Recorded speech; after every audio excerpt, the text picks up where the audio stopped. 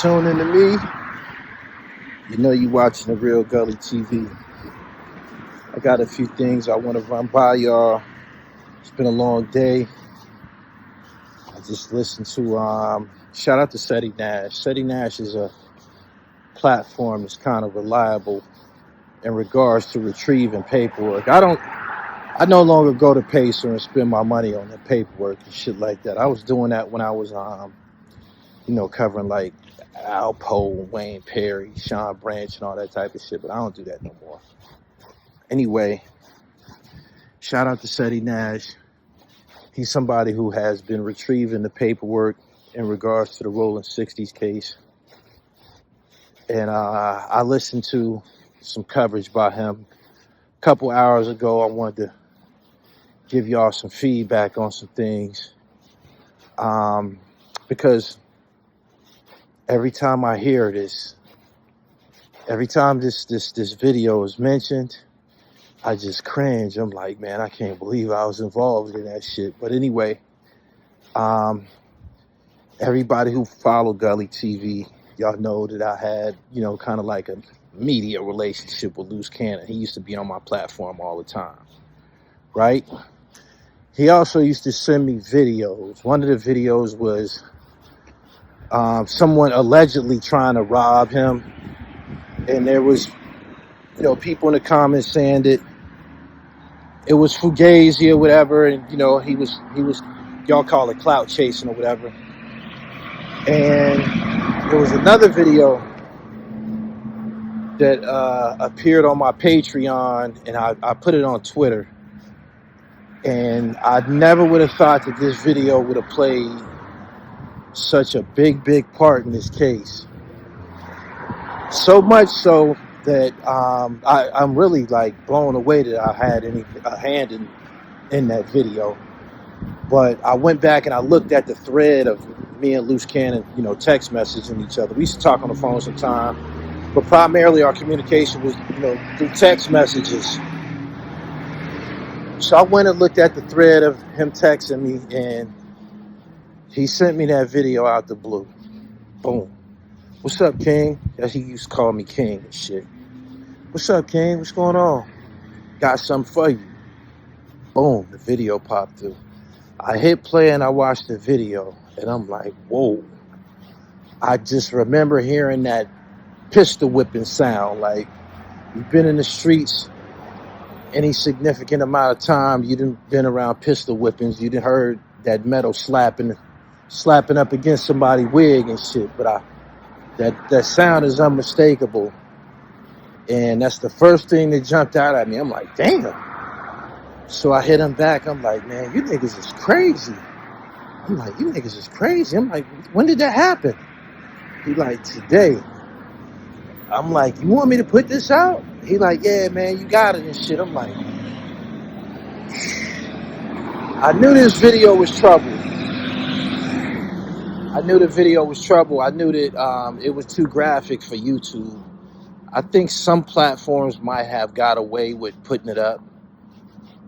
Just a little bit, maybe like 5 seconds of it or some shit like that. Probably not the actual pistol whipping part, but you probably seen the landscape or seen the scene of, the depiction of what was going on.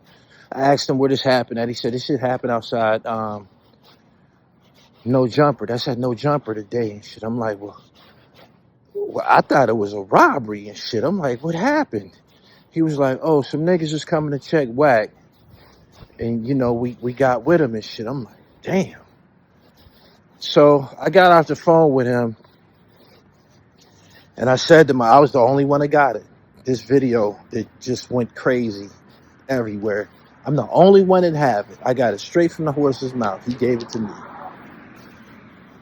I went and filled out my Patreon account that I hadn't used since the Haitian Jack, era and shit. And I uploaded it there. And I told all my followers on the live stream that they can go and watch this explosive video that I have on Patreon. I'm like, y'all want to see this, but I really didn't want to too much talk about it. I knew there was trouble. So what I did was I just got the premium account on Twitter where you can upload, you know, like 5-6 minute videos or some shit like that. I put it on Twitter, put it up there for free because nobody was really going to the Patreon. Nobody was going to see it. And I knew that he was probably going to eventually give it to somebody else. So I'm like, I got to put this shit out. Like, I got to benefit from this shit. So I put it out. And I ended up taking a nap. And I got up and I said, let me check on this video. And I went and looked on Twitter. 1.4 million views. I said, God damn. 1.4 million views and a warning from Twitter. They kind of threatened me, like, you know, your account can be terminated. Blase this. I'm looking at how many new followers I got on Twitter. I think I ended up getting like 2,000 new followers. This all happened in a few hours, but I'm saying to myself, these Cali niggas is crazy. I'm like, how is he comfortable with doing that on camera? Like, it's an aggravated assault. The guys who was assaulted or whatever, they ended up putting out, you know, like a public statement saying that they were coming up there for peace, and one of them was supposed to have been a preacher or some shit, whatever. And they was gonna seek legal action against Adam 22 because it happened on his property. I don't know what became of that. I believe one of them dudes' name was J-Rock. But when that shit started to get real big, I hit Luce Cannon up, and I'm like, I wanted to go live with him and ask him about it. And I think we did discuss it briefly, but I just knew that it's an aggravated assault on camera. It was no ski masks. You clearly hear the metal. You hear the pistol and shit. Like, you almost can, I believe you could even see it. I only watched that shit in totality, even though I'm the one that put it up. I only watched that shit in totality like 2 or 3 times and shit. And I haven't watched it in weeks. But when them niggas got in trouble and I started to hear about that video in the paperwork, it was in Big U's paperwork. I'm like, damn, they talking about that fucking video that this nigga gave to me and shit. And I started somewhat, I won't say guilt trip, but I'm like, damn, man, I had a hand in that shit.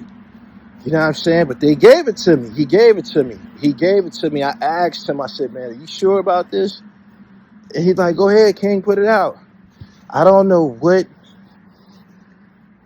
type of mission Cannon was on as far as media-wise, but I went and looked at some videos of him and Brick Baby arguing the night before they went to jail.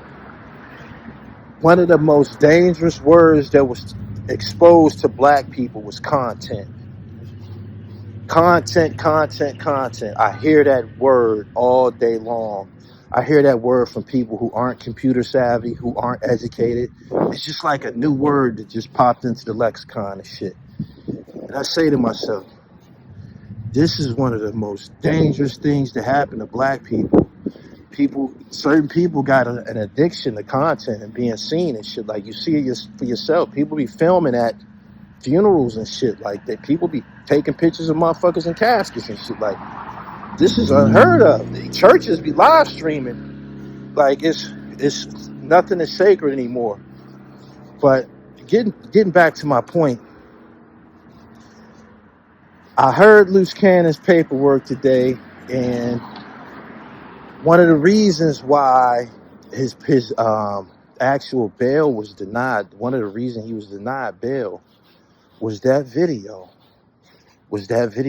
of that incident that happened outside of No Jumper. And I wonder, do he say to himself, I put myself here. If they didn't have that video at No Jumper, he probably would be out on bail. He probably would have been one of the ones.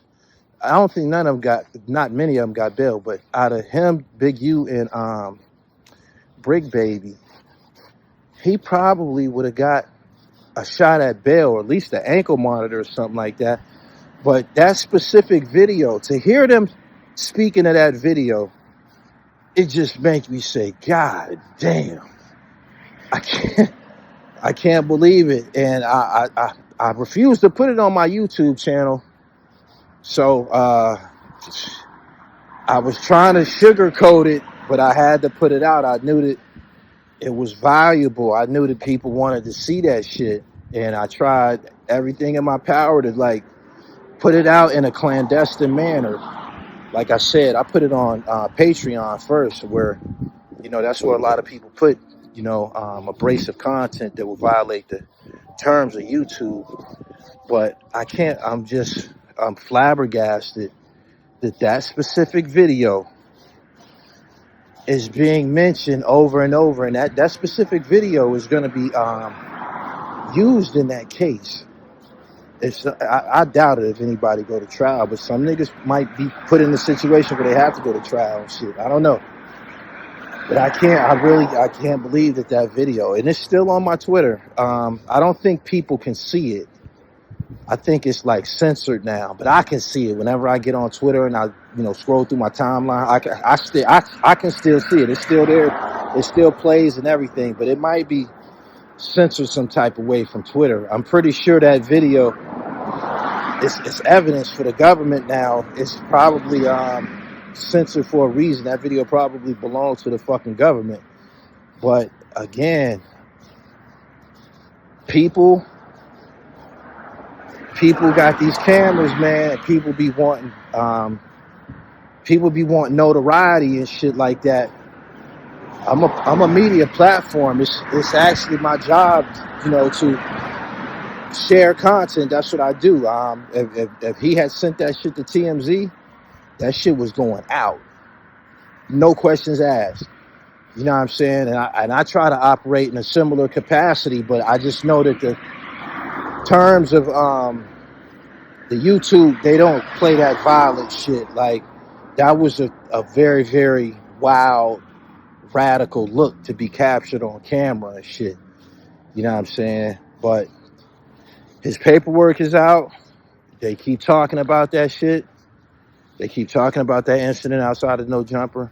I can't believe that that video came from my platform. I can't. It went everywhere. Everywhere. Whoever got it online, they got that shit from my Twitter account. People probably screen recorded it and shit like that, because I don't think nobody put it on their actual YouTube channel. It would immediately got you a strike of some type of violation. But that shit went around the fucking planet, and it's fucking evidence in these niggas' RICO case. I can't believe it. I can't believe that a video of that magnitude turned into something federal. I can't fucking believe it. But I know somebody else who can't believe it. That's Luce Cannon. I know he in a cell at night. When you in them cells, your conscience be speaking to you, like the walls is talking to you and shit. And I know he says to himself, what the fuck was I thinking? I filmed an aggravated assault / robbery, and I sent it to a media outlet to put it out. And now it's the reason that I'm confined.